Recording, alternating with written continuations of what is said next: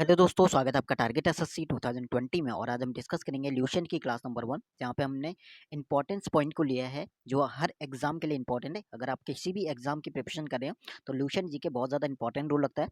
Video को last तक देखना। अगर वीडियो अच्छी लगती है तो ये ल्यूशन की सीरीज को हम कंटिन्यू करेंगे आगे।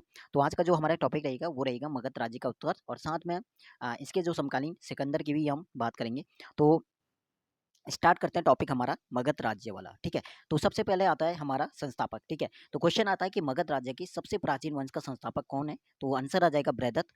ठीक है, राजधानी इसने क्या बनाई, तो राजधानी इसने ग्रीब्रज ग्रीब्रज आ सकती है, या फिर दूसरा नाम उसका है राजगृह। ठीक है, क्वेश्चन आता है कि जो बृहदत्त है उसके पुत्र का नाम क्या है, तो पुत्र का नाम हो जाएगा जरासंध। ठीक है, तो ये हमारा था मगध की प्राचीन वंश के संस्थापक बृहदत्त, और उनके पुत्र का नाम जरासंध। राजधानी उसकी थी ग्रीब्रज यानी राजगृह। नेक्स्ट हमारा आता है हर्यक वंश। ठीक है, इंपॉर्टेंट। हर एक वंश के संस्थापक पूछता है, तो संस्थापक हो जाएंगे बिंबिसार। ठीक है, हर एक वंश के संस्थापक बिंबिसार कब गद्दी पर बैठे, तो 544 ईसा पूर्व, 544 ईसा पूर्व, और ये माना जाता है बौद्ध ग्रंथों के अनुसार। इससे हमें पता चलेगा कि जो बिंबिसार है कौन से बौद्ध धर्म को, कौन से धर्म को मानने वाला था या कौन से धर्म का अनुयायी था, तो बौद्ध धर्म का वो अनुयायी था। ठीक है, क्वेश्चन आता है कि उसने राजधानी क्या बनाई, तो बिंबिसार ने राजगृह का निर्माण करके उसी को राजधानी बनाई, तो राजधानी हो जाएगी उसकी राजगृह। अगला क्वेश्चन आता है कि बिंबिसार ने एक बृहदत्त था, बृहदत्त को हराकर, ठीक है, किसी बृहदत्त को हरा के अंग राज्य को जीता, और अंग राज्य को जीतने के बाद उसे उसने कहाँ पे मिलाया, मगध में उसे मिलाया। तो क्वेश्चन आता है कि अंग राज्य को किस शासक ने जीता, तो बिंबिसार ने, और कहाँ उसे मिला, मगध में। नेक्स्ट क्वेश्चन है कि बिंबिसार ने कितने वर्षों तक शासन किया, बहुत ज़्यादा इंपॉर्टेंट है। अगर हम बात करें हरेक वंश और शिशुनाग वंश और नंद वंश, तो उनमें बिंबिसार एक ऐसा शासक है जिसने सबसे ज़्यादा वर्ष तक शासन किया, 52 ईयर्स तक। ठीक है, तो 52 वर्षों तक इसने शासन किया। अगला क्वेश्चन आता है कि बिंबिसार का जो राजवेद था उसका नाम क्या था, तो बिंबिसार का जो राजवेद है उनका नाम है जीवक। ठीक है, क्वेश्चन आता है कि बिंबिसार ने किसकी सेवा किसकी सेवा में जीवक को भेजा था, तो वो थे राजा प्रगोद की सेवा में। ठीक है, और कहाँ के राजा थे ये, अवंती के राजा, अवंती के राजा प्रगोद की सेवा में किसे भेजा, अपना जो राजवीर था जीवक को भेजा। जीवक राजा प्रगोद आता है कि किस रोग से वो ग्रसित था, तो रोग का नाम हो जाएगा पांडु रोग से। नेक्स्ट क्वेश्चन आता है कि बिंबिसार ने अपने राज्य का विस्तार बिंबिसार ने कैसे किया, वैवाहिक संबंध स्थापित करके किया। तो बिंबिसार की कितनी पत्नियां थी, 3 पत्नियां थी। फर्स्ट आता है महाकौशला। महाकौशला की बात करें तो महाकौशला जो है कौशल नरेश जिनका नाम है प्रसन्नचित। ठीक है, कौशल नरेश प्रसन्नचित की ये बहन थी। सेकंड थी उनकी चेलना। चेलना कौन थी, चेलना थी वैशाली के चेतक की पुत्री। ठीक है, वैशाली के राजा जो थे शासक, वो चेतक उनकी पुत्री थी चेलना। और थर्ड थी छेमा। छेमा कौन थी, छेमे की मद्र, मद्र देश, मद्र यानी उस टाइम पे कहा जाता था, अब जो नाम चेंज होके जिसे कहा जाता है पंजाब, तो वहाँ की वो राजकुमारी थी छेमा। तो 3 पत्नियां इसकी थी बिंबिसार की। ठीक है, तो इंपॉर्टेंट आता है कि तीनों पत्नियों का नाम शायद पूछ सकता है कि महाकौशला, चेलना और छेमा, और बाकी उनके बारे में बता दिया कि वो कौन थी। अगला क्वेश्चन आता है कि बिंबिसार की हत्या किसने की। ये प्रेत्य हत्या वंश भी से कहा जाता है, प्रेत्य हत्या वंश। यहाँ पे क्या होता है कि जो पुत्र है अपने पिता की हत्या करके वो शासक बनते हैं।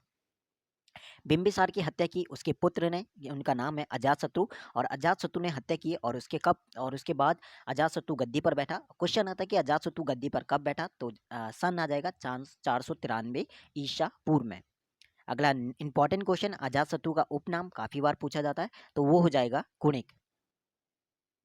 नेक्स्ट क्वेश्चन आता है कि अजातशत्रु ने कितने वर्षों तक शासन किया। बिंबिसार ने 52 तक किया था, और अजातशत्रु ने 32 वर्षों तक शासन किया। अगला क्वेश्चन है कि अजातशत्रु किस धर्म को मानने वाला था।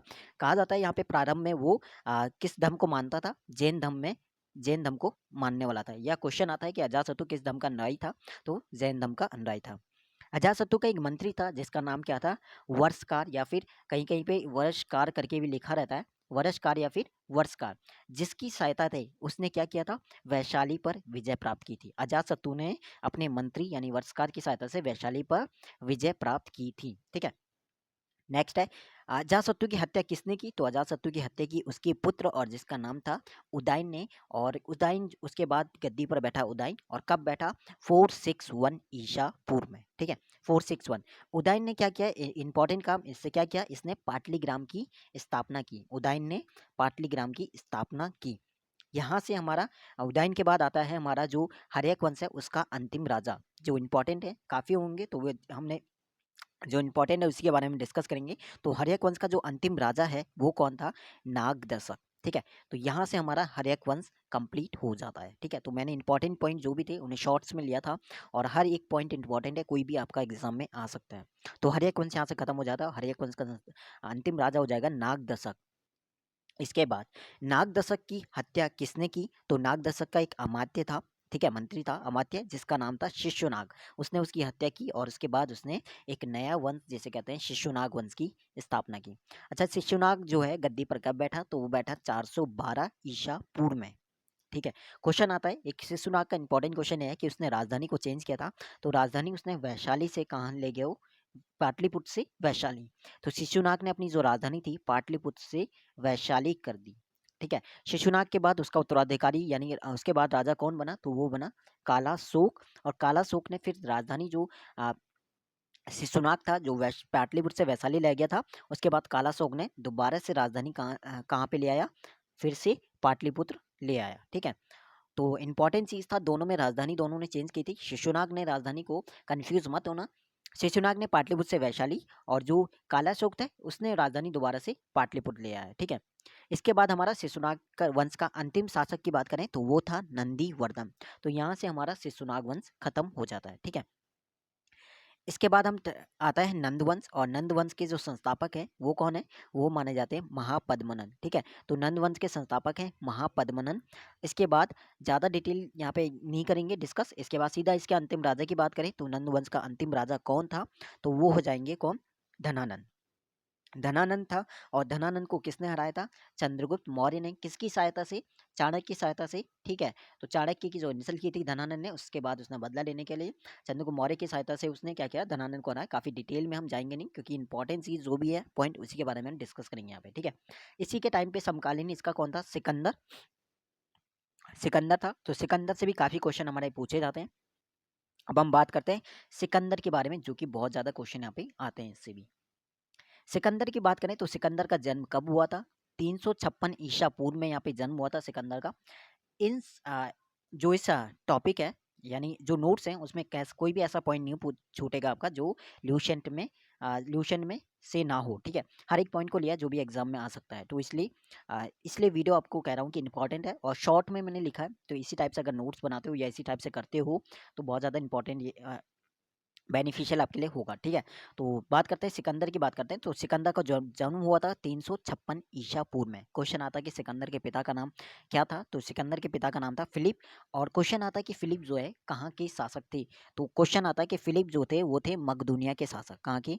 मकदूनिया के ये शासक थे। और शासक कब बने थे? 359 ईसा पूर्व में। ठीक है, तो फिलिप जो मकदूनिया के शासक बने थे 359 ईसा पूर्व में, और इनकी हत्या कर दी गई थी कब? 329 ईसा पूर्व में इनकी हत्या कर दी गई। ठीक है, उसके बाद आता है सिकंदर के गुरु का नाम। तो सिकंदर के गुरु का नाम था अरस्तु, यानी सिकंदर शिष्य था किसका? अरस्तु का। बहुत ज़्यादा इंपॉर्टेंट क्वेश्चन और बहुत बार पूछा जाता है कि सिकंदर का भारत विजय अभियान कब से स्टार्ट हुआ या कब हुआ? तो ये हुआ 326 ईसा पूर्व में, 326 ईसा पूर्व में इनका भारत विजय अभियान स्टार्ट हुआ। अगला क्वेश्चन इंपॉर्टेंट है। अगला क्वेश्चन आता है कि सिकंदर के सेनापति का नाम क्या था? बहुत बार पूछा जाता है। तो इनके सेनापति का नाम था सेल्यूकस निकेटर। ठीक है, इसके बाद अगला आता है हाइडेस्पीस का युद्ध, जो कि बहुत बार पूछा जाता है कि हाइडेस्पीस का युद्ध क्वेश्चन आता है कि किस किस के बीच हुआ? तो ये पंजाब के राजा थे जिनका नाम था पोरस और सिकंदर के बीच में। अच्छा, हाइडेस्पीस का युद्ध का और करके भी आता है, दो नाम और आ सकता है। झेलम का युद्ध भी कहते हैं इसे, और वितस्ता का युद्ध भी। ठीक है, तो झेलम नदी का पुराना नाम वितस्ता, यानी झेलम नदी के किनारे लड़ा गया था। तो झेलम का युद्ध भी इसे कहा जाता है, वितस्ता का युद्ध भी, या फिर हाइडेस्पीस का युद्ध भी इसे कहा जाता है। पोरस और सिकंदर के बीच, पोरस राजा था पंजाब का और सिकंदर के बीच। ठीक है, अगला क्वेश्चन आता है कि सिकंदर जो है स्थल मार्ग से भारत से कब लौटा? तो वो लौटा था कहाँ कब? 325 ईसा पूर्व में। तो तीनों सन याद रखना, 326 ईसा पूर्व में उसने भारत विजय अभियान स्टार्ट किया, 325 ईसा पूर्व में वो स्थल मार्ग से वापस लौटा, और 323 ईसा पूर्व में उसकी हत्या हो गई। कहाँ पे? बेबीलोन में। और कितनी एज में? 33 वर्ष में। ठीक है, तो 33 वर्ष में उसकी हत्या हो गई। कहाँ पे? बेबीलोन में। उसकी मृत्यु हो गई, हत्या नहीं कह सकते हो, उसकी मृत्यु हो गई थी 323 ईसा पूर्व में कहाँ पे? बेबीलोन में, ठीक है। तो उसकी मृत्यु याद रखना 323 ईसा पूर्व, 33 वर्ष और बेबीलोन। उसके एक जल सेनापति था जिसका नाम क्या था? निर्याकस, जल सेनापति का नाम। एक सेनापति है जिसका नाम सेल्यूकस निकेटर था और जल सेनापति का सेल्यूकस निर्या जल सेनापति का नाम हो जाएगा निर्याकस, ठीक है। उसके बाद उसका एक प्रिय घोड़ा था जिसका नाम क्या है? बहुकेफला, और इसी के नाम पर उसने एक बहुकेफला नगर बसाया, ठीक है। और कहाँ पे? झेलम नदी के तट पर। झेलम नदी के तट पर भी ये आ सकता है कि किस नदी के तट पर ये बहुकेफला नगर उसने बसाया था? तो झेलम नदी के तट पर। उसके बाद एक क्वेश्चन आता है कि सिकंदर ने सेना ने जब वो काफ़ी युद्ध करने के बाद थक गई थी तो उसने एक नदी पे वो पहुंचे जहाँ पे उसे पार करने से उन्होंने मना कर दिया। तो नदी का नाम बहुत बार पूछता है, व्यास नदी को। तो ये था हमारा पार्ट 1 क्लास 1। अगर अच्छा रहता तो कंटिन्यू इस सीरीज़ को हम करेंगे। बाकी कमेंट में इस चीज़ को ज़रूर बताना, यस या नो, ठीक है। तो मिलते हैं नेक्स्ट वीडियो में पार्ट 2। धन्यवाद।